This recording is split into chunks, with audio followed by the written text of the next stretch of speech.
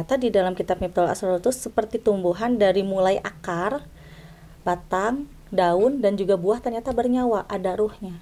Jadi ternyata di bab 21 di kitab Miftahul Asrar itu membahas tentang tumbuhan yang tumbuh di atas kuburan. Kan ini ada di bab 76 kitab Miftahul Asrar. Jadi di saat manusia meninggal dunia, ruh kita yang terakhir keluar itu masuk dulu ke alam musyahadah. Masuk ke dalam alam musyahadah itu kita tuh diperlihatkan seluruh amal baik kita dan amal buruk kita. Nah, di situ kita akan bisa membedakan ternyata yang banyak itu amal baik kita. Berarti akan tersenyum ruh tersebut. Dari setar Siratal Mustaqim sampai ke finish itu kita akan merasa kejenuhan yang sangat luar biasa karena dengan perjalanan yang sangat panjang, di situ pun juga kita harus mempertanggungjawabkan amal baik dan amal buruk kita. Karena memang semuanya itu ada di dalam Quran. Seperti kita membacakan kunci, bisa membedakan mana korin, mana setan, mana iblis, mana wali gitu kan, mana leluhur ataupun mana manusia yang moksa. Itu sebenarnya ada di dalam satu ayat Al-Fatihah.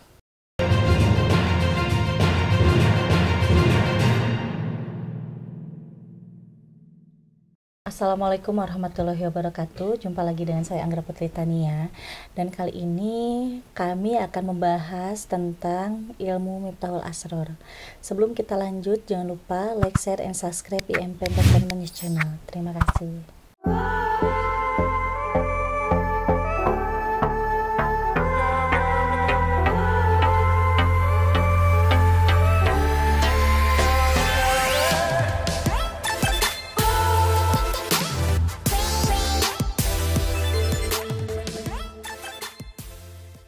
Ya sahabat IMP, di sini saya akan memperkenalkan ya satu persatu. Yang di sebelah kanan saya ini suami saya, yang dua ada di depan saya ini adalah dua keponakan dari suami saya. Yang satu adalah Ustadz Saifullah, yang satu Ustadz Dadang. Nah sahabat IMP, Ustadz Dadang ini termasuk salah satu guru saya juga. Di samping dari ayah kandung saya sendiri, Ustadz Dadang pun juga menjadi guru saya dari tahun 2016 sampai 2020. Nah, ini Ustadz Dadang alumni dari Cempaka Malangbong Garut, Ponpes Al-Falah. Untuk pimpinannya itu adalah almarhum Ajengan Iki. Silahkan Ustadz Dadang memperkenalkan diri. Bismillahirrahmanirrahim. Alhamdulillahirrahmanirrahim. Hamdan syakirin, hamdan na'imin. Perkenalkan, nama saya Dadang. Kebetulan saya adalah keponakan dari beliau. Jadi kalau disebut guru mungkin belum cocok karena apa? Karena saya sama beliau cuman sharing gitu. Ya kitab Jurumiyah, Alfiyah, Sorob, Sapinah dan lain-lain. Cuman yang ada lebihnya beliau itu jadi bisa mengulik sendiri, mengolah sendiri. Jadi kalau dari sayanya cuma 1 tambah 1, dia bisa 2 tambah 2 gitu. Teringat waktu zaman Pak Habibie mah, kalau artis mah kayak Joshua ya. Waktu kalau buat lagu mah cita-citaku, kata pencipta lagu tapi dianya ditambahan jadi cita-citaku. Nah, jadi beliau juga mungkin seperti itu gitu. Kesininya dilihat-lihat kok banyak lebihnya gitu ketimbang saya. Jadi mungkin saya kesini teh sambil mau sekalian bertanya gitu pada beliau. Nah, waktu sekarang kebetulan dulu saya cuman ngajinya kitab fikih, sorob, nahu kayak gitu. Terus belum tahu yang namanya kitab Miftahul Asrar. Kebetulan beliau yang tidak lain adalah bibi saya udah mengetahui isi kitab itu. Jadi sekarang insya Allah saya mau sekalian berbalik berguru gitu, menanyakan apa itu isi kitab Miftahul Asrar itu. Nah, jadi gitu. Mungkin dari satunya silaturahmi, yang kedua mungkin sekalian bertanya apa itu Miftahul Asrar gitu. Ya, kita sambil ngobrol aja ya Pak Ustadz, supaya sahabat IMP juga bisa sambil belajar menggali ilmu gitu. Jadi gini sahabat IMP, untuk Miftahul Asrar itu adalah pembuka kunci rahasia yang dimana itu adalah Nabi Muhammad SAW sangat menjunjung tinggi 3 wanita, yaitu Siti Khadijah, Siti Aisyah, dan juga Siti Fatimah. Nah, kenapa di situ ada rahasia-rahasia tentang asror di antara para wanita gitu kan? Bukan hanya 3 wanita hebat saja. Bahkan setiap manusia itu dan setiap wanita itu diberikan kelebihan masing-masing oleh Allah Subhanahu wa taala. Dan salah satunya yang pernah berbicara tentang perjuangan asror itu tertulis di dalam Quran surat Al-Anbiya ayat 85 sampai 86. Dan itu yang berkata adalah Nabi Idris alaihissalam, menceritakan bahwa kelak nanti ada Rasul utusan Allah yang ke-25 yang paling dicintai oleh Allah Subhanahu wa taala yang akan membuka rahasia kunci di antara wanita-wanita yang akan mempunyai kelebihan dan diberi kelebihan oleh Allah Subhanahu wa taala. Yaitu kenapa harus Nabi Idris alaihissalam? Karena Nabi Idris alaihissalam itu termasuk yang memang mempelajari ilmu Miftahul Asror, yang pada saat itu ilmu Miftahul Asror itu dibuat oleh Syekh Anbiya. Syekh Anbiya itu adalah sesepuh di zaman Nabi Idris alaihissalam. Nah, bahkan pada saat itu Nabi pertama yang diberikan gelar Asadul Usud itu adalah Nabi Idris alaihissalam. Betul begitu Ustaz ya? Insya Allah betul. Ya, nah untuk sahabat IMP, Asadul Usud itu adalah singa di atas raja singa. Yeah. Karena beliau adalah orang yang pemberani, bisa menobatkan dan mengislamkan seluruh kaum kafir. Tetapi berani itu bukan dengan kekerasan, tapi berani dengan ramah, sabar, dan sopan santun. Makanya beliau termasuk di dalam perjuangan Nabi yang mempunyai kesabaran dan mendapatkan rahmat dari Allah Subhanahu wa taala sesuai yang tertera di dalam Quran surat Al-Anbiya ayat 85 sampai 86. Terus yang isi Miftahul Asror itu apa saja yang dikemukakan di dalam Miftahul Asror itu? Jadi yang dikemukakan itu adalah yang dimaksud dengan sunnah goyru. Sunnah goyru itu adalah salah satunya salat tahajud ya, yang dilaksanakan oleh seluruh perempuan yang termasuk tadi 3 wanita hebat itu ya yang saya sebutkan. Nah, siapapun perempuan yang bisa mengamalkan salat tahajud setiap malamnya tanpa terkecuali dengan halangan datang bulan ya, itu akan mendapatkan ilmu kebatinan dan hikmah yang pada saat itu dimiliki oleh Nabi Idris alaihissalam, asalkan dengan niat tulus dan ikhlas semua karena Allah. Itu salah satunya. Dan rahasianya itu, wanita yang melaksanakan salat tahajud akan mendapatkan rezeki yang tidak terduga, dan akan Allah berikan penjaminan khusus untuk wanita tersebut agar bisa mendapatkan rezeki halal, manfaat dan barokah untuk bekal di dunia dan di akhirat. Dan untuk Miftahul Asror selanjutnya itu adalah masih nyambung ke tentang Ainul Basyiroh. Ya, Ainul Basyiroh itu salah satu ilmu kebatinan yang paling dalam ya, yang itu adalah basyiroh diberikan oleh Allah Subhanahu wa taala kepada orang-orang pilihan, tidak ke semua orang. Betul. Karena siapapun wanita di muka bumi ini yang pertama mendapatkan basyiroh adalah 3 wanita hebat tadi, Siti Khadijah, Siti Aisyah dan Siti Fatimah. Makanya beliau bisa membedakan mana yang baik dan mana yang buruk, dan bisa membedakan mana yang hak dan juga mana yang batil. Kalau tentang alam muluk, alam malakut, kan alam muluk malam zohir ya, alam kayak kita, terus alam malakut, alam goib ya, yang disebut goib nisbi dan goib mutlak, itu termasuk di dalam kitab itu enggak? Termasuk, karena itu keseluruhan rahasia ya, bisa dikatakan pembuka kunci rahasia gaib gitu kan. Seperti alam malakut itu kan perkumpulan para ruh ya. Jadi memang di sini pun juga antara gaib mutlak itu semuanya detail dijelaskan dari mulai A sampai Z gitu kan.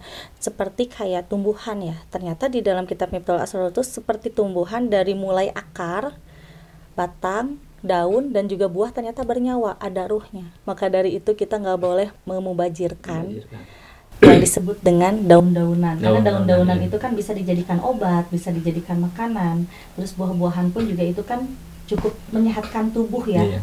Itu adalah hal yang memang harus kita syukuri. Seperti kita adanya, seperti di lingkungan kita itu banyak sekali kan tumbuhan-tumbuhan ya, pepohonan. Di situ kita harus bisa mensyukuri dan kita harus bisa berdamai dengan alam. Jadi kita tuh nggak boleh sampai merusak seperti hutan belantara gitu kan. Justru kita harus menjaga dengan asri. Berarti antara Miftahul Asror sama ilmu fikih ada kesamaan. Tadi dibilang bahwa tumbuhan itu bernyawa, pas di ilmu fikih juga gitu sama, kalau misalnya tanaman di atas kuburan itu bisa mendoakan mayit yang ada di dalam kuburan itu gitu. Di ilmu fikih itu sama yang dibilang tadi di Miftahul Asrar. Ya. Jadi ternyata di bab 21 di kitab Miftahul Asrar itu membahas tentang tumbuhan yang tumbuh di atas kuburan. Terus di situ pun juga ada membahas tentang bahwa kuburan itu harusnya dinisani dengan batu. Nah, kita akan bahas yang pertama dulu ya. Kalau untuk tumbuhan yang tumbuh di atas makamnya orang golongan solihin, tumbuhan tersebut akan mendoakan supaya sedikit meringankan siksaan atau hisaban dari orang-orang yang meninggal dalam golongan orang solihin, untuk terbebas dari siksaannya. Untuk tumbuhan yang memang tumbuh di atas kuburan orang yang zolim, itu akan bisa menghisab, karena Allah Subhanahu wa Ta'ala menciptakan tumbuhan tersebut, akarnya itu banyak duri. Jadi di saat orang tersebut meninggal, tumbuhlah tumbuhan tersebut, orang itu akan ditakoni, dan selain ditakoni itu, tubuhnya itu dipenuhi dengan duri. Iya. Jadi nauzubillah min dzalik gitu ya, sangat luar biasa kepedihan dan keperihan orang itu di dalam kubur tersebut. Makanya kita selama hidup harus bisa menjadi orang yang berguna dan bermanfaat bagi orang banyak. Nah, kalau untuk kenapa kuburan itu tidak boleh ditembok, mungkin ini beda versi dengan yang lain ya. Tetapi di sini memang di dalam kitab Miftahul Asrar, kunci gaibnya yang disebut dengan gaib nisbi itu diketahui oleh malaikat, para nabi dan para waliullah ya, bahwa kalau kuburan orang yang meninggal itu ditembok atau tingginya itu melebihi dari 1 jengkal, itu bisa menjadi beban yang sangat berat kepada jenazah tersebut. Karena bagusnya cukup hanya dengan ditandai oleh nisan batu, dan di batu itu hanya cukup ditulis dengan tulisan Arab Allah. Itu yang baik. Terus bagi orang gimana muslim. kalau hukumnya kalau misalkan kita menanam pohon di atas kuburan? Sebenarnya kalau misalkan kita menanam pohon di atas kuburan itu sungguh tidak boleh. Karena harus tumbuh dengan sendirinya atas izin Allah. Makanya suka dibersihin ya? Iya, makanya suka dibersihin, ditebang gitu kan. Karena memang di atas kuburan itu tidak boleh ditanami apa-apa. Jadi harus kecuali dengan tumbuh sendirinya ya, gitu? kecuali tumbuhan itu tumbuh sendiri atas izin Allah. Kalau boleh tahu, pengarang kitab Miftahul Asrar itu siapa ya? Dan dari mana ya? Syekh Anbiya. Syekh Anbiya, dari Syekh mana Anbiya. beliau itu? Beliau itu lahir di zaman Nabi Idris alaihissalam. Dan pada saat itu bisa dikatakan saat Nabi Idris alaihissalam mensyiarkan agama ya, mengislamkan orang kafir, Syekh Anbiya itu termasuk gurunya Nabi Idris alaihissalam. Dan sampai sekarang ini tidak diketahui beliau itu di mana. Apakah beliau itu wafat atau beliau itu moksa. Karena pada saat itu hilang dengan sendirinya tanpa jejak. Oh ya, pantas itu disebut Miftahul Asrar ya. Betul. Karena banyak rahasia yang mungkin di muka umum belum diketahui terkemuka gitu, iya. Nah, selain itu apalagi itu masalah itu? Dan selain itu ternyata di dalam kitab Miftahul Asrar itu lebih membahas tentang ruh yang masih tertinggal di jenazah orang golongan solihin. Kejelasannya gimana itu? Jadi kejelasannya pada saat itu, pada saat Nabi Idris alaihissalam menemui orang-orang kafir yang pada saat itu jadi mu'alaf ya, menjadi orang muslim, dan ternyata ada 5 orang yang pada saat itu sangat patuh terhadap ajaran agama Islam dan sangat-sangat taat dan patuh kepada Allah Subhanahu wa Ta'ala. Nah, pada saat itu mereka berlima itu meninggal dalam keadaan terkena musibah, bencana banjir pada saat itu. Dan yang satu itu hampir di saat meninggal itu hampir tidak dikenali mukanya. Dan pada saat itu Nabi Idris alaihissalam berdoa memohon petunjuk kepada Allah, siapakah ini? Ternyata di dalam kolbunya itu berdialog dengan Allah Subhanahu wa Ta'ala dan diberitahu bahwa orang tersebut itu memiliki hawa nafsu yang sangat kotor pada saat masih hidup dan belum ditobati. Makanya tidak diketahui mukanya. Nah, untuk 4 orang itu ternyata di saat Nabi Idris alaihissalam berdoa kepada Allah, berbicara antara hati ke hati, karena masih tertinggal ruhnya di dalam hati-hati golongan orang solihin. Makanya dari itu kan sebenarnya kalau orang yang sudah meninggal itu sudah hanya jasad saja kan, tidak tertinggal ruh satupun juga. Tetapi yang namanya ruh kudus masih tertinggal di dalam keempat orang tersebut. Karena keempat orang tersebut pada saat beliau menjadi mu'alaf, beliau sangat taat dan patuh kepada ajaran-ajaran yang pada saat itu terkemuka Islam di muka bumi ini. Jadi Berarti yang 4 orang itu jaminannya surga ya? insya Allah jaminannya Boleh. surga.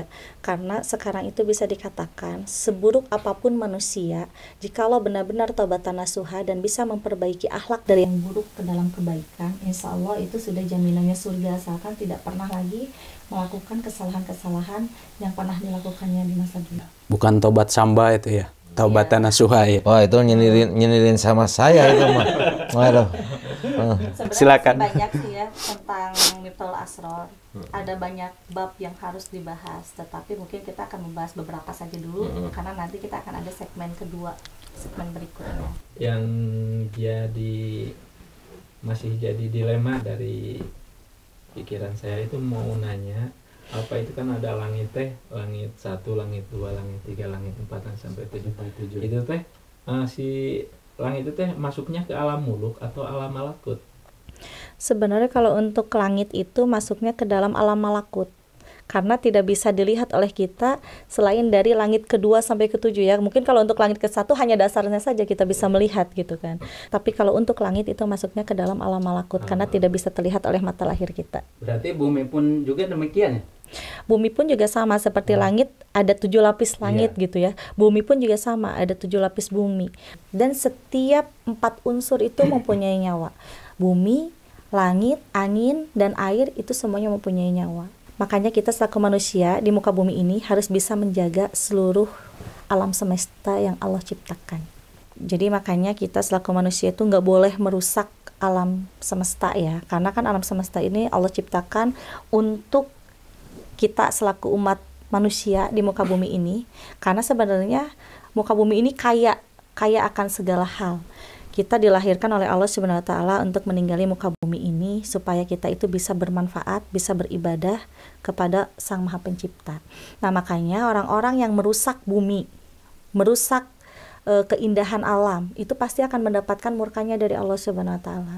Saya cuman bersyukur aja bisa silaturahmi ke sini, soalnya apa yang di bendakmu ditanyain teh udah terbuka gitu.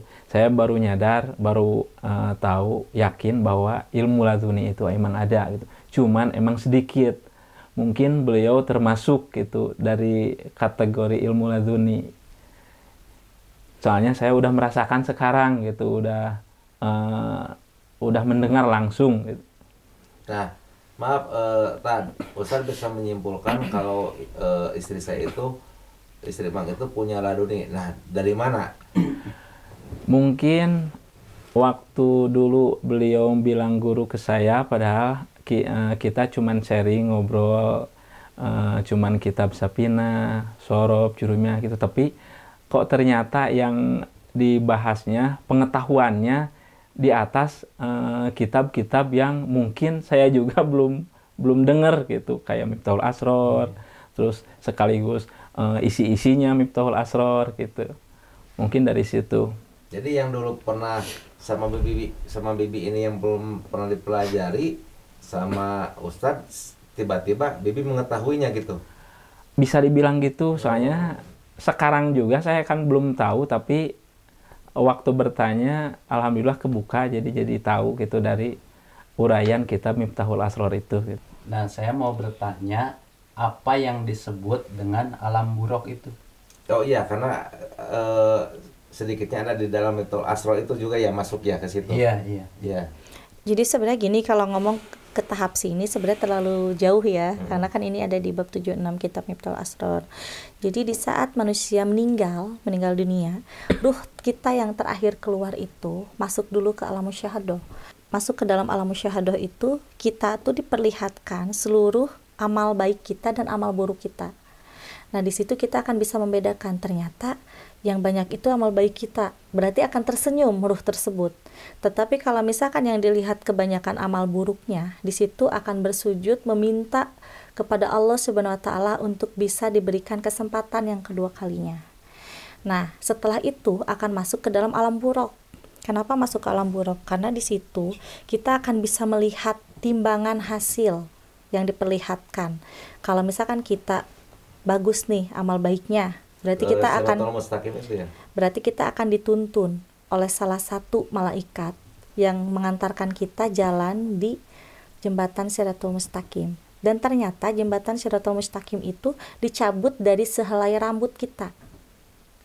Kita berjalan di atas rambut, kalau kita sampai tidak terjatuh, berarti di situ kebanyakan amal baik kita semasa hidup. Tetapi kalau misalkan yang banyak itu adalah amal buruk, belum satu langkah pun juga di situ kita akan terjatuh ke dalam lautan api. Tetapi akan kembali lagi ke atas jembatan Shiratul Mustaqim, akan begitu seterusnya sampai hari kiamat tiba. Jadi alam buruk itu sebenarnya alam di mana kita bisa melihat timbangan kita, dan di situ kita pun juga akan merasakan bahwa hidup di alam buruk itu lamanya itu perbandingan 1 hari 1000 tahun. Perbandingannya 1 hari di alam buruk sama dengan 1000 tahun di alam manusia, perbandingannya. Terus yang dimaksud alam barzah itu masuk ke alam buruk atau enggak? Luar? Jadi kalau alam barzah itu sebelum alam musyahadah. Alam musyahadah. Ya, setelah kita dikuburkan. Iya. Setelah kita dikuburkan itu masuknya ke dalam alam barzah dulu di saat kita ditakoni ya. Karena kan kalau ditakoni itu hanya sebentar waktunya. Kalau di alam manusia ini 3 menit gitu. Kalau di alam sana itu sama dengan 3 bulan perbandingannya gitu. Berarti semua alam itu ada berapa ya? Jadi kalau misalkan membahas tentang alam itu sebenarnya sangat banyak ya, dari mulai kita ada di alam lahir gitu kan, terus di alam muka bumi ini, di alam barzah, di alam pembangkitan, di alam musyahadah, di alam buruk. Itu sebenarnya masih banyak lagi. Jadi sebelum kita mencapai ke hari kiamat, itu kita akan memasuki beberapa tahap alam di saat kita sudah meninggal dunia. Karena perjalanan kita sebelum datangnya hari kiamat, sebelum kita bisa nyampai perjalanan dari setar Shiratul Mustaqim sampai ke finish itu, kita akan merasa kejenuhan yang sangat luar biasa, karena dengan perjalanan yang sangat panjang, di situ pun juga kita harus mempertanggungjawabkan amal baik dan amal buruk kita. Dikira ayah itu Shiratul Mustaqim itu hanya hitungan meter gitu, ternyata panjang ya? Perjalanannya sangat panjang. Makanya sangat rugi ya bagi orang yang memilih untuk bunuh diri gitu kan. Karena disangkanya manusia yang memang meninggal dengan cara singkat itu akan terbebas dari segala masalah. Padahal permasalahan hidup kita di muka bumi ini tidak sebanding dengan permasalahan kita setelah kita meninggal. Karena kalau kita di alam muka bumi ini hanya merasakan permasalahan beberapa puluh tahun saja gitu kan, kalau misalkan orang yang benar-benar rumit atau banyak masalah. Tetapi kalau di sana itu lebih dari ribuan tahun sebenarnya. Jadi kalau di sana itu sama dengan lamanya ribuan tahun. Iya. Ada kata pupujian anak-anak, nanyaknya 1000 tahun, mudun 1000 tahun, datar 1000 tahun, benar gak? Benar. Nah, kita kembali ke situ Tan. Untuk tadi kita kembali ke laduni ya. Itu jadi kepikiran. Untuk meyakinkan kalau si Bibi ini punya laduni, kita harus cara meyakinkannya seperti apa? Iya. Yang si Bibi nggak pernah ngaji dari Ustadz dulu, gitu aja. Ini kan salah satunya betul asor, udah. Tapi yang dilihat mungkin bisa disebut laduni, soalnya yang mungkin belum dipelajari tapi kok bisa nyampe setahu itu gitu. Atau mungkin banyak baca di belakang gitu, atau banyak menghafal, kurang tahu. Tapi kalau menghafal harus ada gurunya kan ya. Tapi itu bisa tahu gitu. Bisa tahu. Padahal kitab itu saya juga baru dengar sekarang, Miftahul Asrar. Jarang di kalangan itu ya. Cuman tahu artinya aja Miftahul Asrar, tapi isi-isinya mah sekalipun belum tahu. Nah, salah satu contoh gini Tan. Dulu kan si Bibi ngaji di Ustadz itu sorob, nahu, terus alfiah gitu ya. Nah, salah satu di situ yang nggak pernah diajarkan ke si Bibi, coba ditanyakan ke si Bibi tentang kitab apa? Mungkin yang belum, tapi mungkin Bibinya tahu soal apa ya? Kalau ruh itu banyak kan? Apa ruh teh cuma satu, atau di tiap tubuh sendi-sendi tubuh teh itu emang ada satu-satunya dikasih ruh gitu. Jadi ruh yang ada di dalam tubuh kita itu sebenarnya ada 9 ya. 9. Ada 9, tetapi di setiap darah kita yang mengalir itu pun juga mengandung ruh. Makanya di sini kita suka dibilang, wah si itu mah orangnya hebat ya, orang rajin ibadah gitu ya. Tapi mohon maaf, ini sebenarnya kalau untuk ruh yang memang suci, bersih, itu akan menghasilkan muka kita berseri. Tetapi kalau misalkan di situ ruh kita sudah hilang dari tubuh kita dan banyaknya lahirnya setan yang dibuat oleh diri kita sendiri, muka kita akan terlihat Cakuwem kusam. gitu ya. Iya, sebenarnya cakuwem. Kalau bahasa Inggrisnya cakuwem itu. Jadi sebenarnya memang ruh itu bukan satu, tetapi banyak. Nah, seperti kita, contohnya kita tuh berpasang-pasangan kan, menikah. Setelah itu kita diberi amanah oleh Allah, yaitu keturunannya. Nah, keturunan yang diberikan amanah oleh Allah Subhanahu wa taala itu tergantung akhlak baik dan akhlak buruk si orang tuanya. Karena kebanyakan contoh-contohnya ya, ibu bapaknya orang soleh, tetapi kenapa anaknya kok gagal, kurang gimana orang tuanya tuh mengajarkan anaknya tuh baik gitu kan. Ternyata kebaikan dan kesolehan si orang tua tersebut ada salah satu keburukan yang memang beliau-beliau sendiri itu tidak mengakui, yang menjadikan darah yang mengalir kepada keturunan kita itu menjadikan berontak hati dan pikiran si anak itu. Nah, makanya kita sebagai orang tua harus bisa mencontohkan yang terbaik kepada anak, dan kita pun juga harus selalu ingat akan kebaikan, jangan pernah mengingat keburukan orang lain. Karena kalau kita mengingat keburukan orang lain, bisa jadi kita pun juga akan menjadi buruk seperti orang itu. Dan di saat kita bersetubuh ya dengan istri, itu akan menghasilkan darah kotor kepada keturunan kita sendiri. Makanya kita harus sayang kepada keturunan kita Kalau sendiri. seandainya apa? Kalau seandainya kita berprasangka buruk kepada orang lain, terus kita bercampur dengan istri, itu akan menghasilkan anak yang tidak baik, anak yang berontak. berarti kita jangan berprasangka buruk aja gitu. Ya, intinya jangan ya. suudon gitu ya. Karena sebenarnya ruh yang ada di dalam diri kita itu semuanya suci. Tapi bisa menjadi akhlak yang buruk jikalau ada kesalahan dari orang tuanya. Sebenarnya itu sih. Nah, contohnya orang tuanya, contoh aja. Ya contohnya tadi kan yang saya sampaikan ya, ada kedua orang tua yang soleh, tetapi mempunyai anak yang berakhlak buruk.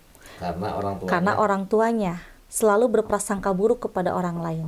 Maka dari itu anak itu menjadi buruk karena kelakuan orang tuanya, gitu. Kalau kota kolot mah uyah mau TS ke langit gitu. Kalau gur. Oh, kalau gur baca ya. Barusan pertanyaan Ustaz gimana itu jawabannya? Kurang atau gimana? Kalau dari pengetahuan saya, mungkin saya belum pernah dengar ya, baru dengar sekarang. Cuman yang pengen saya tanyakan, gimana atau metode belajar kok bisa sampai begini gitu ya. Nah, saya mungkin pernah di pesantren lama, tapi belum pernah. Dari kelas 2 SD ini? Iya. Waktu kelas 2 SD, beliau juga yang bawa saya ke pesantren ke Jawa. Tapi belum sampai ke situ gitu. Tak gimana cara metode pembelajaran sampai bisa begitu. Nah, jadi selama diajari sama ponakan ayah, bunda kan hanya beberapa tahun tuh. Tapi sekarang udah sangat pesat menurut ponakan ayah ini gitu istilahnya. Dari mana gitu metode belajarnya gitu. Jadi gini, setiap apapun itu yang saya pelajari, saya selalu beristikharah karena takut salah ya. Karena kalau misalkan kita sesuai pemikiran kita itu takutnya itu sesat. Tetapi kalau misalkan melewati istikharah dengan keyakinan ainul basiro, insya Allah akan diberikan petunjuk yang baik gitu. Seperti gini aja. Kalau misalkan ruh kita hanya satu, berarti di saat kita tidur, kita bermimpi, berarti kita semuanya mati. Gitu kan. Nah, kenapa di saat kita bermimpi detak jantung kita tetap berdenyut? Karena di situ masih ada ruh yang tersisa. Makanya di saat mendapatkan petunjuk itu, saya selalu ingin meyakinkan gitu kan. Ternyata setelah saya kaji, dan di situ pun juga apa yang saya tersirat selalu saya kaji. Ternyata oh iya benar, kalau misalkan memang seperti ini tidak masuk di akal, berarti saya nggak akan percaya. Iya, tetapi kalau misalkan yang dikaji oleh saya masuk di akal, berarti ini benar. Ternyata setelah saya lihat, setelah saya kaji ulang, tercantum juga di dalam Al-Quran. Jadi ada Makanya contoh lah. ada contohnya, tidak bid'ah gitu. Barangkali ada amalan lain selain istikharah gitu. Ada, yaitu surat Al-An'am ayat 103 yang selalu saya amalkan dari kelas 6 SD sampai sekarang. Jadi kan kalau kita gitu kan mengamalkan surat Al-An'am ayat 103, insya Allah apa yang tidak terlihat, apa yang gaib akan bisa kita ketahui, terkecuali satu, takdir kematian yang tidak bisa Nah, dilihat. salah satu contohnya gini. Ini kan maaf ya, bukan kewalat, Bunda, anggap ini kan guru ya, guru Bunda. Nah, nggak apa-apa kalau dilihat dari segi kesehatan aja. Kesehatannya aja kita cek untuk meyakinkan kan, untuk meyakinkan gitu. Insya Allah sih kalau yang terlihat ya, kalau untuk penyakit yang parah tidak ada, tetapi yang suka dirasa bagian pegel-pegel sama kepala, itu yang suka dirasa. Kalau saya dari segi kekasepan gimana nih? Penyakit udah jelas hancur kalau masalah wajah. Kalau untuk masalah penyakit, ini kan bisa dikatakan emosinya agak kurang terkontrol Siapa? sebenarnya. Ustadz Saifullah. Iya. Maka dari itu yang suka diserangnya itu bagian kepala. Kan kalau Ustadz Dadang itu bagian kepala yang suka terserang itu karena kecapean gitu kan. Kalau Ustadz Saifullah dari emosi, makanya yang suka terasa itu di bagian kepala. Makanya suka diperebutin sama Bukan cewek-cewek. diperebutin, harus banyak belajar selama di sini ya. Belajar sabar, tawakal dan ikhlas. Jadi di saat pulang ke Garut itu fikihnya udah oke. Iya. Nah, Insya Allah. tauhidnya udah oke. Iya. Udah gimana lagi udah. Ya baru mendengar dari kitab Miftahul Asrar juga saya udah rada mantap. Kemarin contoh ada nenek-nenek di sawah sama saya dikicip langsung nyungsep itu. Langsung nyungsep itu. Jadi ternyata perkara hal gaib itu bukan hanya ada di Miftahul Asrar aja, tetapi di iya. dalam Ridatul Al-Qadir pun juga banyak tentang alam-alam ya setelah kita meninggal dunia di muka bumi ini. Jadi sebenarnya banyak sekali sih bab-bab yang perlu kita bahas karena di sini untuk menambah ketauhidan manusia. Karena kan di zaman sekarang ini kebanyakan orang-orang itu berontak hati dan pikiran ya, bahkan tidak mengetahui mana sih Islam yang sejati gitu. Bahkan orang-orang pun juga sekarang ini sering berprasangka buruk kepada Allah, kepada Sang Maha Pencipta. Jadi di sini kita perlu menanamkan tauhid kepada seluruh umat Islam yang memang sedang tergoyahkan hati dan pikirannya. Di zaman sekarang ini kan banyak sekali kekacauan, kesulitan, segala sesuatu gitu ya. Nah, di sini perlunya tauhid dan keimanan yang tinggi agar kita itu bisa terjaga dari hal-hal yang buruk. Dan kita pun juga bisa kontrol dalam segala sesuatu yang bisa mengubah akhlak kita. Karena di sini tuh sekarang banyak orang-orang yang pintar ya, tetapi menyesatkan. Metode pembelajaran atau itu secara dihafal dari istikharah atau atau di talar atau gimana? Soalnya yang setahu saya mah kalau di pesantren kan digaeng ya, ditalar, Gaeng itu dihafal, apa? Baca. dibaca Maklum bareng saya dari ya. luar negeri. Dibaca bareng-bareng namanya digaeng, terus ada talaran, ada gaengan. Tapi Bibi sendiri gimana caranya sampai sebegininya Kalau gitu? harus jujur ya, Iya. kalau harus jujur itu setiap apa yang ingin dipelajari itu terlihat seperti melihat TV. Gitu. Jadi contohnya gini, Ustadz minta dibahas tentang masalah kitab Safinah contohnya atau Takrib. Iya. Bunda, jadi udah ada langsung kebaca di dimanapun adanya. Iya, jadi terlihat kalau misalnya kita ngelihat tembok nih gitu kan, terlihat segala sesuatunya. Bacaannya langsung. Ya, makanya seperti kayak contoh aja gini ya. Kayak tahun kemarin kan. Ada yang minta tolong. Ada yang kehilangan sesuatu gitu kan. Ada di mana? Asal saya tahu aja tahun berapa, bulan apa, dan hari apa. Insya Allah dengan izin Allah di saat saya mengamalkan surat Al-An'am ayat 103 itu bisa terlihat. Adanya di mana, bakal kembali lagi. Dilihatnya di tembok atau di mana? Di kaca? Setiap kita melihat kaca berarti terlihat. Kita melihat tembok berarti terlihat. Kita melihat lantai gitu. Pasti Kan terlihat. dari pengalaman ini Ainu Basyirah namanya. Contohnya misalkan gini. Melihat sama awas itu beda ya, Ustadz ya? Melihat sama awas beda. Kalau melihat kan kelihatan itu lampu. Iya. Dari situ kelihatan. Tapi kalau Allah awas misalkan kita udah pergi dari suatu tempat. Nah, kita waktu pulang ke kampung masih ingat kan dalam hati. Oh, itu pemandangannya gitu kan tidak terlihat tapi awas. Beda kan? Iya, awas. Iya, gitu contohnya. Ya, jadi antara basar dan basyirah itu beda. Iya, gitu. iya. Masyarakat iya. masyarakat. Silakan Tad, barangkali ada. Mungkin saking Banyaknya. banyaknya setiap pertanyaan dijawab jadi bingung mau nanya apa gitu. Tadi ada lagi satu selain kitab apa? Miftahul Asrar. Tadi di ujung Bibi menyebutkan. Al-Qadir. Lailatul isi dari Qadar. kitab itu apa? Itu pengarangnya dari Syekh Nawawi Al-Bantani. Oh. Jadi itu pun juga sama sih, termasuk hal-hal yang menjelaskan antara gaib mutlak dan gaib nisbi. Karena di situ pun juga menjelaskan apa sih alam kebangkitan ya? Ya, kehidupan Setelah kematian gitu. Cuman kalau misalkan kita belajar kitab tersebut tidak akan mengingat duniawi karena kita akan merasakan ketakutan yang sungguh luar biasa. Yang kita ingat itu hanyalah kematian dan kematian.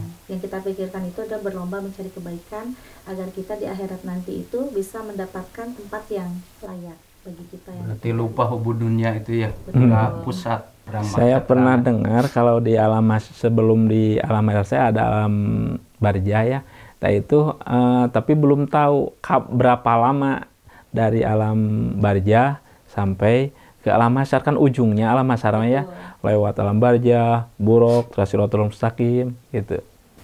Jadi sebenarnya untuk orang-orang yang sudah meninggal dunia terlebih dahulu gitu kan, itu untuk masuk ke dalam alam mahsyar itu menunggu tibanya hari kiamat. Jadi memang sungguhlah sangat lama. Bisa dikatakan tidak bisa terhitung berapa ribu tahun. Karena di situ benar-benar semua orang-orang yang sudah meninggal dunia itu menanti secepatnya untuk masuk ke dalam alam mahsyar agar bisa ditentukan masuk ke surga atau ke neraka. Berarti tergantung amalan kita itu ya. Betul. Berarti dengan kata lain surga sekarang belum ada yang masuk ke surga atau gimana? Kalau untuk umat manusia ya, Ya. tidak ada terkecuali yang sudah tertulis di dalam Al-Quran seperti nabi-nabi yang sudah menjadi penghuni surga. Sekarang Bibi udah mengetahui, mungkin nggak pengetahuan Bibi itu termasuk dalam kullu da'in dawaul jahli asu'al ya, sesuatu penyakit ada obatnya. Obatnya bodoh adalah bertanya. Mungkinkah dari pengetahuan ini Bibi selalu bertanya gitu ke orang lain, ke orang yang lebih gitu.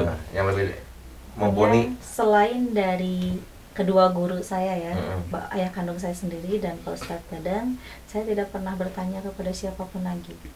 Karena selain dari dua orang manusia yang terhormat guru saya, ada satu guru lagi yang memang selalu mendampingi saya dari saya usia 13 tahun sampai saat ini. Dan beliau pun juga yang selalu memberikan nasihat-nasihat kepada saya untuk bisa lolos dalam melewati semua ujian. Karena kan saya hidupnya selalu susah dan susah gitu ya pada saat itu. Makanya saya bisa sampai seperti ini di samping dari doa kedua guru saya, Pak Ustadz Dadang dan ayah kandung saya sendiri, termasuk saya pun juga mengikuti bimbingan dari kakek misterius yang selalu mendampingi saya sampai saat ini. Maaf kalau soal kakek misterius itu masuknya ke alam zohir atau gimana? Insya Allah zohir, karena memang saya melihat dan juga saya sama-sama belajar ilmu pasabih kepada beliau. Saya diajarkan ilmu pasabih itu dari tingkat 1 sampai ke tingkat 3. Sangat sungguh luar biasa ya perjalanan, perjuangan dan juga pengorbanannya itu bukan hanya fisik saja, tetapi pikiran pun juga di situ kita main. Jadi timbul pertanyaan ilmu pasabi itu apa? Nah, jadi ilmu pasabi itu sesuai yang ada di dalam keterangan surat Al-Kahfi. Ya. Jadi di saat saya bertemu dengan kakek misterius itu yang pertama mengijazahkan surat Al-Kahfi ayat 65 kepada saya. Nah, di situ saya mengamalkan surat Al-Kahfi itu tidak pernah berhenti. Dari mulai saya menikah ya, sampai saya sekarang usia 31 tahun, alhamdulillah surat Al-Kahfi itu selalu saya baca. Dan di antara surat Al-Kahfi yang paling saya suka itu hanyalah satu ayat, yaitu yang ayat 65. Kalau untuk sebelumnya sih mengamalkan surat Al-An'am. Setelah itu, setelah saya menikah, baru diamalkan surat Al-Kahfi ayat 65. Kalau misalkan saya mau ketemu sama kakek misterius Bisa. itu bisa nggak? Bisa. Jadi sebenarnya setiap manusia itu Oh, bisa bertemu iya, iya. asalkan manusia itu yang dipilih dan dikehendaki oleh beliau, semua atas izin Allah. Ya. Dengan amalan-amalan ya Al-Kahfi itu ya. Iya, dengan amalan Al-Kahfi Yang itu. penting intinya khusyuk hatinya. Tetapi di saat setiap saya mengamalkan surat Al-Kahfi, setiap semua tujuan saya berhasil, itu harus bersilaturahmi ya, harus bersilaturahmi itu ke pesisir pantai untuk Memantapkan. berziarah. Berarti sampai sekarang kalau di waktu berziarah bisa dilihat sama mata zahir kah itu si kakek? Insya Allah, karena setiap bertemu pun Pemberian itu juga wujud ya? setiap bertemu itu jelas zohir dan setiap pemberian itu wujud, bahkan bermanfaat sampai sekarang ini. Apa yang kakek itu berikan kepada saya pada saat saya susah hidupnya, itu sampai sekarang wujud dan bisa bermanfaat bagi saya, keluarga, dan juga orang banyak. Makanya kalau misalkan orang lain pasti bilangnya saya ini gila, nggak percaya gitu. Tetapi kalau misalkan mereka mengalami sama seperti saya, pasti akan percaya. Di sini pun juga awalnya saya bingung kakek misterius ini siapa. Bahkan sampai sekarang ini saya pun juga nggak tahu ya kakek misterius itu siapa. Cuman mempunyai ciri yang memang selalu berjalan di atas lautan.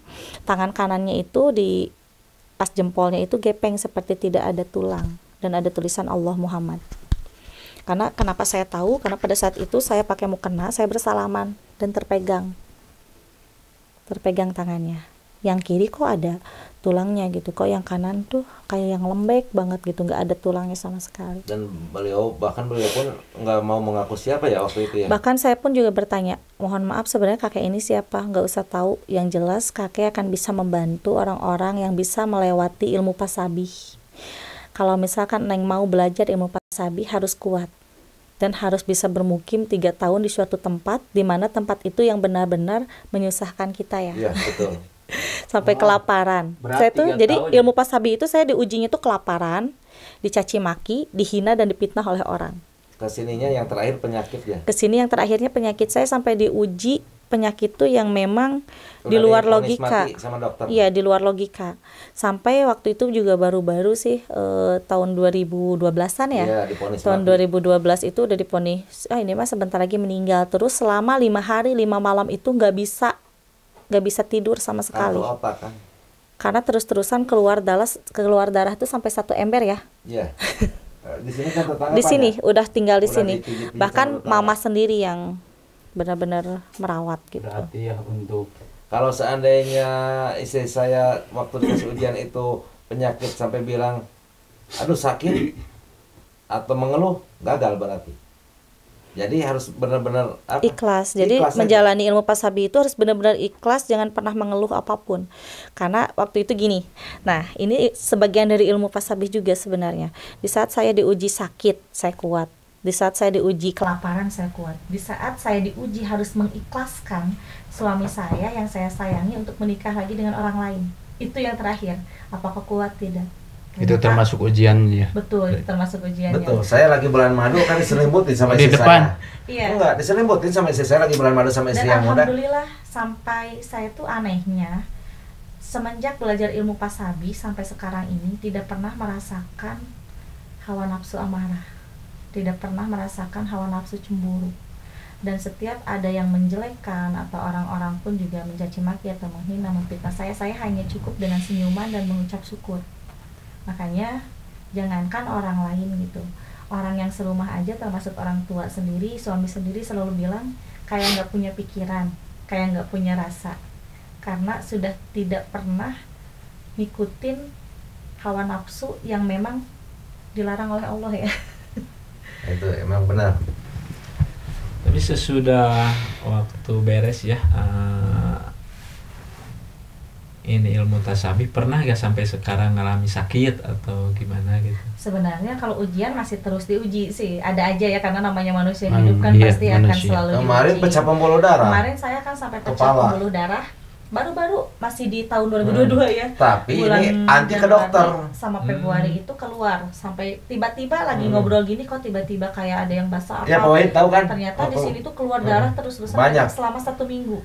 Tapi nggak boleh ke dokter sama kakek pendampingnya, udah minta sama Allah katanya. Katanya gini, harus sabar munajat kepada Allah karena semua penyakit itu pasti ada obatnya. Cuman air aqua obatnya. Air aqua aja. Sembuh dengan sendirinya itu. Iya. Iya.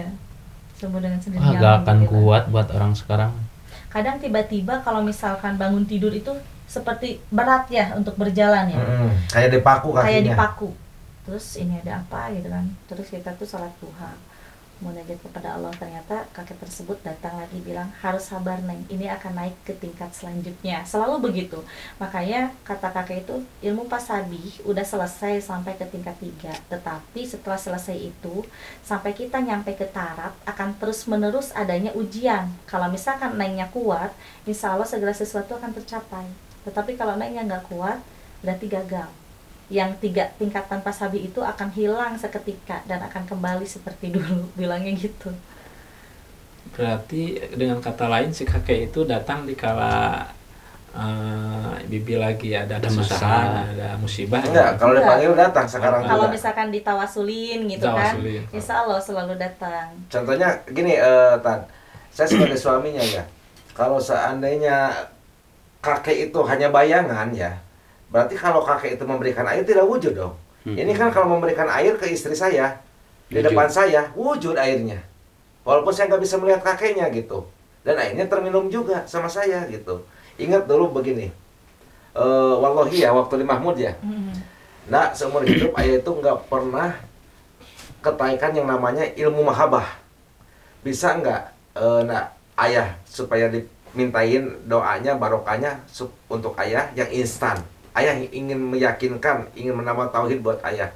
Akhirnya simpan aqua, setelah itu suruh minum ya, terus dimandikan. Maaf, besoknya perempuan yang melihat saya,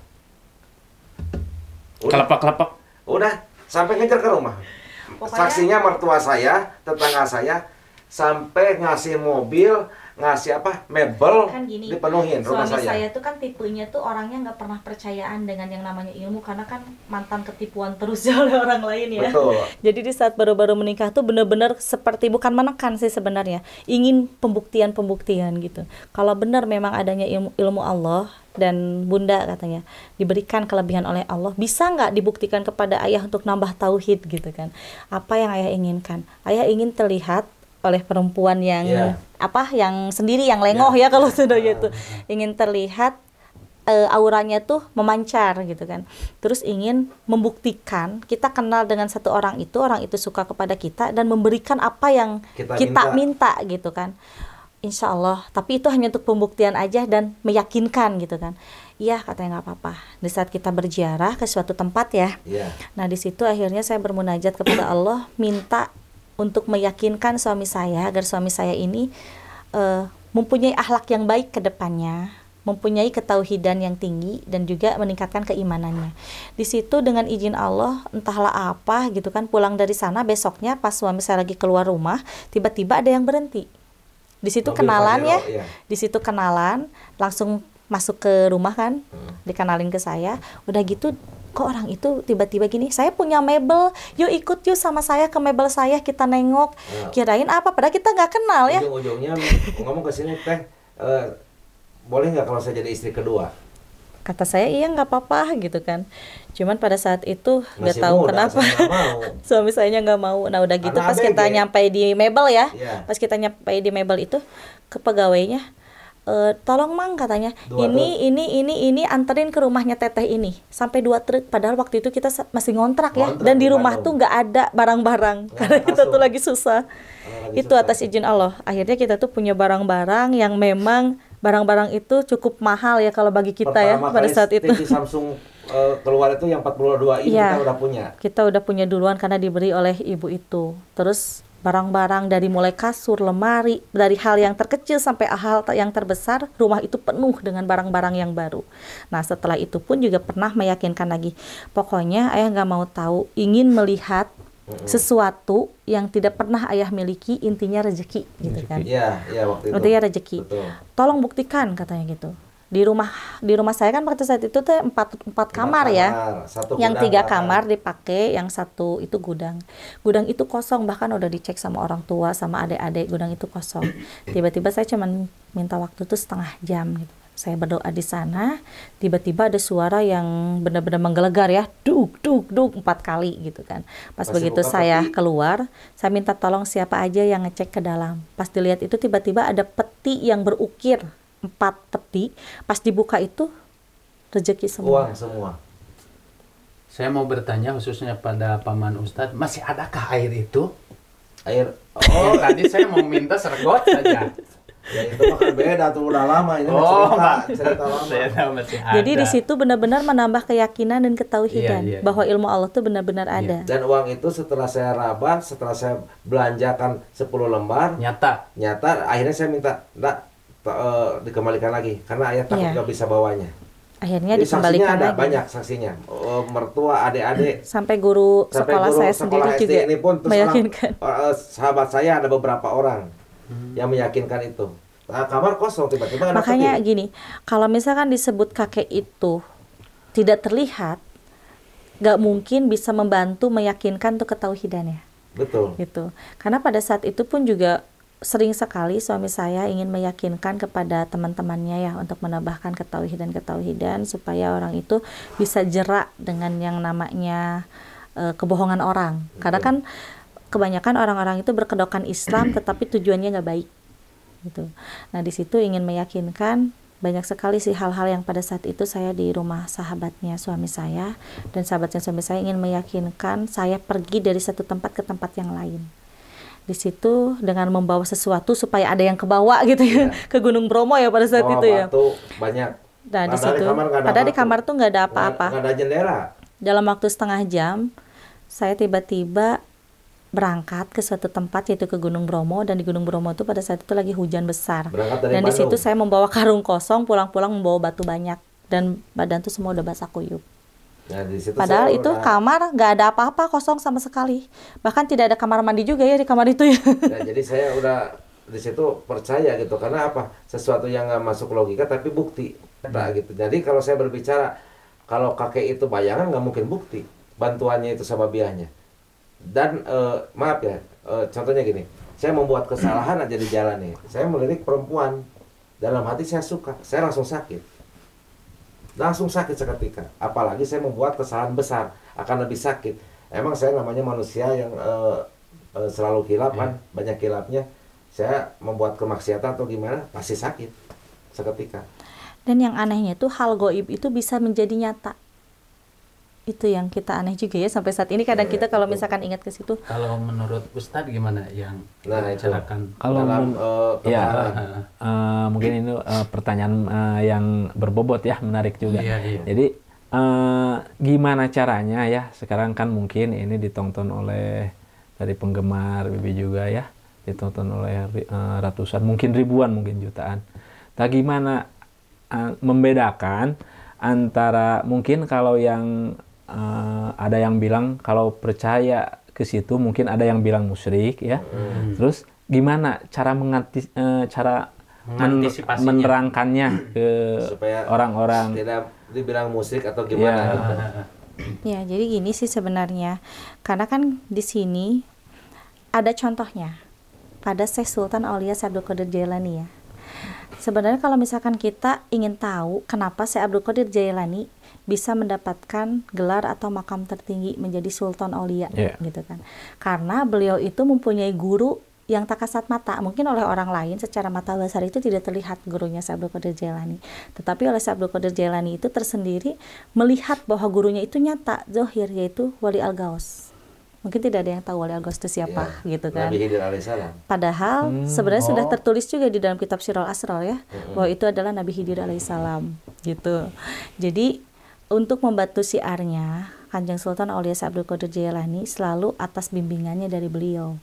Nah kalau untuk saya, walaupun saya berguru kepada kakek misterius itu gitu ya, di sini saya tidak mengatakan musyrik karena saya pribadi melihat dan saya pribadi merasakan hal yang sangat luar biasa, yaitu bisa menambah ketawaduan saya, Iya. bisa menambah keistiqomahan saya, dan juga bisa menambah wawasan yang sebelumnya saya tidak tahu menjadi tahu. Dan di situ pun juga saya jadi bisa membedakan mana yang hak dan mana yang batil. Jadi di situ saya katakan sesuai yang ada di dalam Quran surat Sulaiman juga ya, Nabi Sulaiman alaihissalam pun juga punya bala tentara yang disebut dengan jin muslim. Gitu kan, jin muslim itu atas izin Allah diperintahkan menjadi perantaranya Nabi Sulaiman untuk bisa membantu kesulitan-kesulitan dan masalah-masalahnya Nabi Sulaiman alaihissalam. Betul. Karena kan kita harus percaya dengan yang gaib. Iya. Ya. Karena kan yang gaib itu termasuk ke dalam rukun iman. Rukun iman. Iya, Udah pasti adanya ya. betul. Makanya walaupun bisa dikatakan kakek misterius itu gaib, tapi bagi saya kakek misterius itu masih hidup sampai saat ini, dan jelas wujudnya, dan jelas di mana, dan jelas dalam Qur'annya gitu. Dan selalu apa memberikan saran ya. Kalau saya lagi ada yang menghina, nah ayah sakit hati, istri saya pasti bilang, ya kata kakek kalau ada yang menghina ayah harus tersenyum. Karena kan gini, hakikat kita tetap kepada Allah Subhanahu wa taala, tetapi kita harus percaya dengan syariat. Sebab Mungkin kakek misterius itu dihadirkan untuk selalu mendampingi saya karena mungkin saya pribadi untuk jalan sendiri itu tidak akan bisa kuat. Maka dari itu saya didampingi oleh beliau karena di sini saya punya cita-cita yang sangat mulia ya. Intinya ingin membahagiakan keluarga dan juga umumnya ingin membahagiakan orang banyak. Mungkin masih belajar ya, karena di sini juga untuk masalah rezeki kan kita hanya bisa berusaha, Allah lah yang menentukan gitu. Jadi di saat kita punya rezeki berapapun juga kita memang harus berbagi. Kalau untuk saya pribadi, saya punya rezeki nggak pernah memikirkan untuk diri saya pribadi dulu. Saya pentingkan dulu untuk orang tua, untuk anak-anak, untuk suami, dan setelah itu untuk orang sekitar. Betul. Nah sisanya baru untuk saya pribadi gitu. Jadi sesuai pengaturan Ustadz ini tentang masalah perjalanan si Bibi boleh diitukan dalam segi keterangannya. Kalau disamain sama keterangannya tadi kan ada yang bilang mungkin, ada yang bilang musyrik ya. Kalau Betul. misalnya kita percaya sama sesuatu, meyakini sama sesuatu itu musyrik. Berarti kalau kita misalnya percaya sama bahwa yang Kakek yang jadi menghilang dahaga air kayak itu bisa disebut musyrik kalau gitu mah berarti ya. Betul. Jadi mungkin itu mah yang kakek itu mah disebutnya sebab ya, atau Betul. syariat masuknya. Syariat. Karena kalau misalnya ada yang bertanya, apakah nggak musyrik nih Neng belajar sama kakek misterius gitu kan? Hanya keimananlah yang bisa menjawab gitu aja. karena tetap ke Allah kan. Iya, karena kan hakikat tetap kepada Dan Allah. Istri saya pun saya pernah tanya, Bunda sama kakek gimana perasaan? Bunda biasa-biasa aja. Bunda nggak segan nggak apa. Bunda hanya segan sama apa? Sama suami, kedua orang tua dan Allah. Itu jawaban tepat. Itu selalu seperti itu jawabannya gitu. Jadi nggak segan sama kakek, enggak bilangnya juga. Cuman gini, kenapa enaknya bersahabat gitu ya? Atau kalau berguru udah jelas yaitu ayah kandung dan Pak Ustadz Dadang ya. Tetapi ini bersahabat lah ya. Dibilangnya itu bersahabat dengan kakek misterius itu enak karena apa? Daripada kita gaul dengan manusia, yaitu banyaknya bergibah gitu kan. Lebih baik terus-menerus mencari ilmu yang sesuai ada di dalam Al-Quran dan hadis. Yaitu saya banyak dipelajari dari kakek tersebut. Sampai pada saat itu juga saya kan disuruh untuk belajar, Neng pelajari katanya hadis riwayat At-Tirmidzi itu. Katanya bahkan banyak, itu banyak sekali arti-artinya. Tolong kaji, jangan mengaji cangkang aja, tapi kita harus bisa mengaji isi supaya kita itu di situ akan bisa mengucap banyak syukur. Karena kita hidup di muka bumi ini akan bisa bermanfaat katanya untuk orang banyak. Wah, gak apa-apa ada sebagian orang katanya yang mencaci maki, yang menghina, yang memfitnah atau salah pandangan terhadap kita. Kita pasrahkan aja semuanya kepada Allah karena kebenaran sesungguhnya hanya milik Allah. Bilangnya gitu. Makanya dari situ saya sangat semangat gitu ya. Bersahabat, sharing dengan kakek tersebut yang selalu menuntun saya ke dalam jalan kebaikan. Karena kan kalau manusia itu di mulut A, di hati bisa B. Tapi kalau yang seperti itu, seperti kakek misterius, insya Allah kita nggak akan khawatir. Karena apa yang manusia pikirkan ke depannya akan celaka, justru selamat. Selamatnya apa? Karena kita membaca sesuai yang diajarkan oleh kakek misterius itu. Contohnya gini, Neng, kayak kemarin ya, kita mendapatkan ujian sangat luar biasa. Di saat saya lagi hamil sama anak yang kelima, memang benar-benar itu dikasih ujian yang sangat luar biasa.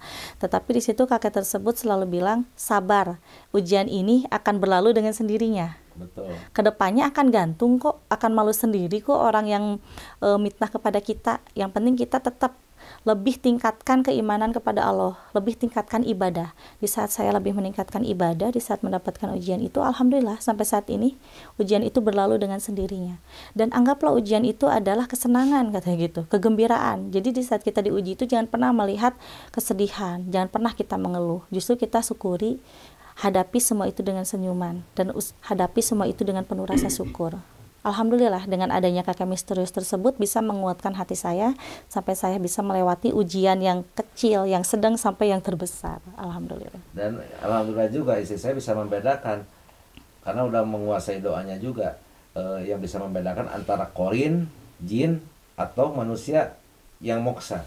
Iya. Atau manusia yang sudah wafat. Karena memang semuanya itu ada di dalam Quran. Seperti kita membacakan kunci, bisa membedakan mana korin, mana setan, mana iblis, mana wali gitu kan, mana leluhur ataupun mana manusia yang moksa. Itu sebenarnya ada di dalam satu ayat Al-Fatihah. Di surat Al-Fatihah itu ya. Iya. Ada satu ayat yang bisa membedakan dan itu menjadikan kunci agar kita tuh bisa membedakan mana yang hak dan mana yang batil, mana yang benar dan mana yang tidak benar. Jadi cara membedakan antara tadi disebutkan sama teman saya antara korin sama muksa ya. Iya. Gimana cara Nata? Dengan kunci surat Ummul Kitab yaitu Al-Fatihah. Gimana cara? Jadi sebenarnya untuk membedakan di saat beliau hadir gitu kan, misalkan beliau itu mengaku siapa gitu kan, suka banyak ya yang misalkan orang yang lagi berwirid atau yang lagi bertawasul tiba-tiba ada yang hadir sosok makhluk gaib dan beliau itu mengaku saya siapa. Dengan kita mengamalkan satu ayat yang ada di dalam surat Al-Fatihah itu, kalau misalkan itu benar yang aslinya tidak akan hilang dalam hitungan setengah jam. Tetapi kalau itu korin, di saat kita membacakan salah satu ayat dari Al-Fatihah itu akan hilang dengan sendirinya. Itu bisa membedakannya. Berarti kan kata korin itu kan umum ya. Betul. Korin artinya korin kalau ke pengetahuan saya yang membarengi, mendamping ya. Iya. Itu kan korin itu umum bisa ke setan ya, Betul. bisa ke malaikat. Berarti yang dimaksud korin di sini malaikat atau gimana? Itu korin yang menyerupai. Bisa dikatakan itu adalah hubusi kafir. Nah, baru tahu. Jadi timbul lagi pertanyaan, hubusi kafir itu apa? Jin kafir. Oh, jin kafir. Iya. Jadi memang sih kalau misalkan jin kafir itu kan suka mengelabui manusia ya. Bahkan kalau Sundanya itu suka nyeliwuri kan diri orang kalau misalkan diri kita itu hilang ingatan. Iya, hilang ingatan gitu. Kosong gitu ya. Betul. Makanya kan di situ kita harus penuhi keseharian kita dengan zikrullah supaya tidak kosong. Makanya kebanyakan orang kalau lagi ngelamun itu langsung menggerebek ya. Kalau kata bahasa Inggrisnya, oh iya. Berarti itu masuk yang namanya si habu apa? Korin itu. Korin itu. Kalau di dalam ilmu kedokteran itu masuknya kan dissociative syndrome. Jadi menurut Ustadz ini, ya keponakan saya sendiri, gimana tanggapan Ustadz mengenai Bibi ini? Barusan hasil-hasil jawaban yang ditanyakan oleh Ustadz sendiri. Apa yang dimiliki ilmu oleh Bibi ini? Kalau menurut saya mungkin kalau secara normal belajar dengan metode saya mungkin gak bakalan sesampai ini, gak tahu kelebihannya bisa disebut laduni atau mungkin karena kalau laduni kalau kata di ilmu alfiyah mah wapi laduni kola wapi ya, sangat sedikit ilmu laduni. Cuman yang dari dilihat sekarang saya kemungkinan Bibi masuk ke kategori itu soalnya kok bisa tahu sampai sedalam itu gitu. Tapi gak tahu kalau soal pandangan orang lain mah, ini cuman pandangan saya aja. Ya mungkin terima kasih, alhamdulillah saya mah Bunga udah ketemu ponakan saya ini, anak kakak saya asli gitu. Ini dari kelas 2 SD udah saya bawa pesantren di Jawa, pesantren Kerakitan, Kecamatan Tempel, Kabupaten Magelang. Waktu kelas 2 SD saya sampai alhamdulillah ada 18 tahun lah pesantren lamanya, karena nggak sekolah juga, ini namanya pesantren di 4 pesantren ya, 4 pesantren. Kalau ini Ustaz Saifullah ini di Soreang lama juga, nggak sekolah juga, namanya pesantren. Ya mungkin alhamdulillah silaturahmi ini Iya, semoga membawa kebaikan Membawa dan banyak keberkahan, hikmahnya ya. buat kita semua. Iya. Silakan Dinda. Iya sahabat YMP, jadi intinya kita harus percaya dengan adanya hal yang gaib, karena gaib itu termasuk ke dalam rukun iman. Dan di setiap keinginan manusia itu akan tercapai. Yang penting kita mempunyai akhlak yang baik. Kita harus selalu berhusnuzon kepada Sang Maha Pencipta.